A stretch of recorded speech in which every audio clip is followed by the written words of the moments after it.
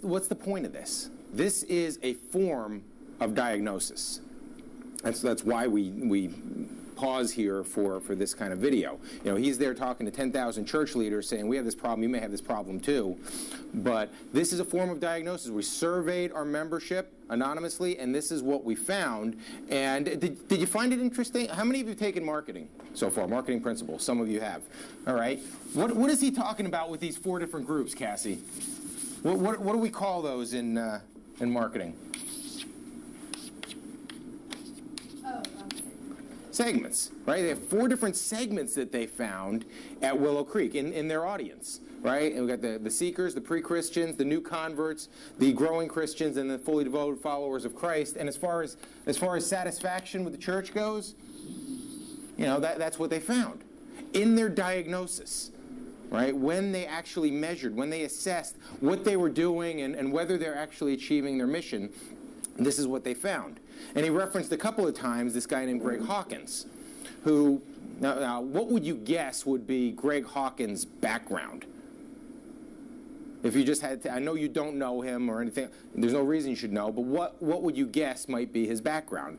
The guy who said, I want to do this survey and see if we're allocating our resources properly. He's an MBA. He went either to Harvard or Stanford for his MBA, and he's in management and a consultant. And so clearly, he sees this as a management issue. We're trying to manage ourselves and make sure that we're doing what we're supposed to be doing.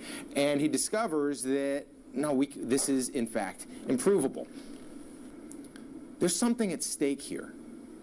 Right? There is something at stake in ignoring some of these, or any one of these functions of management. Because if we don't, even a seemingly successful organization like Willow Creek may have some dysfunctions.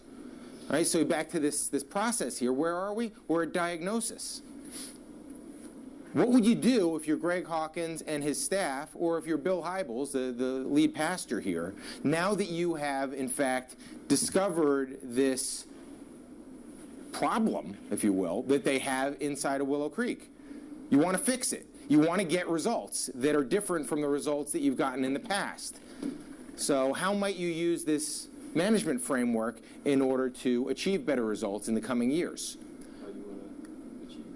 Okay, good. We're going to come up with a plan of action to have better results. In particular, better results for these 2 segments here.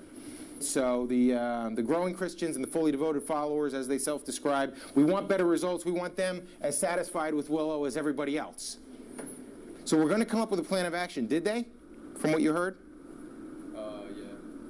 What's their plan? Their new plan? Okay, and in particular, what did they call them? These things, these plans that they're going to have. Okay, so personal growth plans. Now, given where you are, given where you're strong, given where you're weak, you're doing well in this area, the fruit of the Spirit, not so well in that area. Here is a personal growth. That's the new way. That's the new approach. Besides what we're doing all along, we're also going to develop these personal growth plans, and hopefully that will improve things, especially for these 2 segments. That's the new plan, setting goals and creating strategies to achieve those goals. Just because you have a plan doesn't mean you're going to achieve it. So then, Drew, what happens next? Okay, maybe we're restructuring the way we allocate our resources. We may need to create some new jobs for people to create these plans, to be those personal trainers. That's the structuring piece of the organization. Then we have to staff them with people who are really good at that. Right? You got to put people in place who are going to do an excellent job of helping others grow, of mentoring, of administering these personal growth plans. And we need to lead them in a way, motivate them in a way, so that they're actually doing what they're supposed to be doing. Right, which is the leadership part. And then notice something else, Drew. What happens after that? After we've gone through, let's say, a year of this, and we put all these new people in place and these plans in place, what do we want to do next? They would see how that new plan and everything actually worked. Exactly. Exactly. It's a cycle, right? It doesn't stop here. Notice this arrow, right? This is iterative. This continues to go. as long as there's something that is improvable, and that's always the case in any organization, we go back and we measure whether the personal growth plans are working. And let's say, Drew, that we find that we go back and survey and we find the same results next year. Now what? Just try and come up with a different plan that might better. Okay, now we need a new plan. One of the this framework helps us because nothing falls through the cracks. It reminds us of all the different things we have to do if we want to maximize results, if we want to get optimal results. So you go back here, measure it again, take a survey again, and then if you have to make adjustments, fine. If you don't, you keep doing what you're doing. All right, and that's what it tells you. That's the value. But notice something else. What is at stake in managing ourselves properly versus improperly? I mean, what's at stake here at Willow Creek? What's at stake here, folks, is discipleship of thousands of people, maybe millions of people when the Willow Creek model is replicated around the country and around the world. Underdeveloped discipleship because of ineffective management. You know, this seems like a secular science or a secular art or just something that we do in a classroom and, okay, I'll learn it, get my 3 credits and go. There's a whole lot more at stake than your 3 credits. And there's a whole lot more at stake than profitability. This is how Christian schools can manage themselves to do a better job of educating the next generation. This is how Christian churches, and I went to a Christian coffee shop the other day. Right? I went in there 8:30 at night, wanted to get a cup of decaf. Sorry, we don't have any decaf. It's 8:30 at night. You don't have any decaf?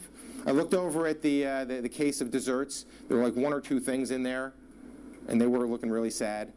You know, okay, I'm not going to have that either. Thanks, and I got a cup of water and I walked out. And I looked at their hours on the way out. They said that they were open on Sunday till 1 o'clock. So after church, I stopped by there this past Sunday. 12:45. I try to open the door, and it's locked.